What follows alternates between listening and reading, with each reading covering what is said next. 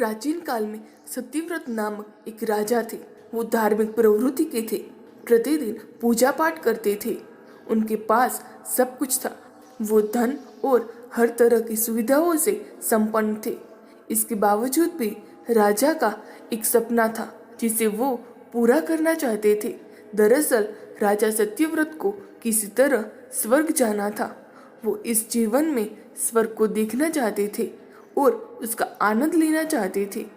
उसी काल में ऋषि विश्वामित्र अपनी तपस्या के लिए घर से निकले। समय बीत गया लेकिन वो वापस नहीं आए। इसीलिए उनका परिवार भूख और प्यास से तड़प रहा था। ये बात राजा सत्यव्रत को पता चली कि ऋषि विश्वामित्र के परिवार के यहाँ इतनी बड़ी विपदा आ पड़ी है।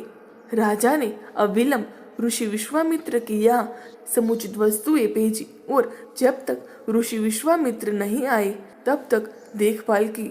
ऋषि विश्वामित्र कुछ समय के बाद लौटे और अपने परिवार को कुशल देखकर बहुत खुश हुए। उनका प्रश्न था कि उनकी अनुपस्थिति में उनकी देखभाल किसने की। ऋषि के परिवार ने बताया कि राजा ने उनका ख्याल रखा। ये सुनते ही ऋषि विश्वामित्र राजमहल गए और राजा से मिले।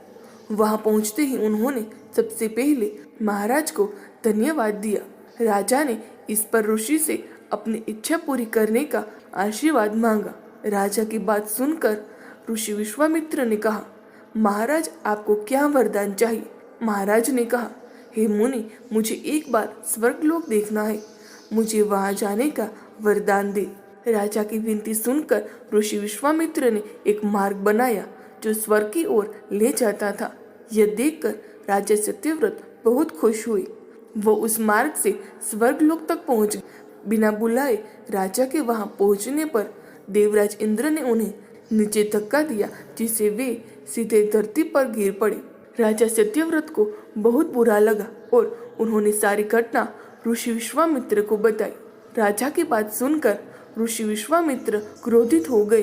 वो तुरंत सभी देवताओं से संपर्क करके इस समस्या का समाधान निकाला। फिर राजा के लिए एक नया स्वर्ग बनाया गया ताकि किसी को परेशानी न हो। नए स्वर्गलोक को पृथ्वी और देवताओं के स्वर्गलोक के बीचों बीच बनाया गया था। ऋषि विश्वामित्र को एक आशंका थी कि कहीं वायु के प्रभाव से ये स्वर्ग गिर न जाए। अगर ऐसा हुआ तो राजा सत्यव्रत फिर से गिर जाएंगे। ऋषि विश्वामित्र बहुत सोच विचार करके एक समाधान सुझाया ताकि नवजात स्वर्ग को सहारा मिल सके। उन्होंने उसके नीचे एक बहुत लंबा खंभा लगाया। इससे कहा जाता है कि राजा सत्यव्रत की मृत्यु के बाद उसका सिर एक फल में बदल गया जो नारियल है और स्वर्ग के नीचे लगा खंभा एक बड़े पेड़ के तने में बदल गया। इस खंभे को तब से नारियल का पेड़ कहा जाता है। नारियल का पेड़ इसीलिए इतना लंबा होता है। इस कहानी से हमें पता चलता है कि हर सपना पूरा किया जा सकता है, बस सच्चे मन से प्रयास करने की जरूरत है।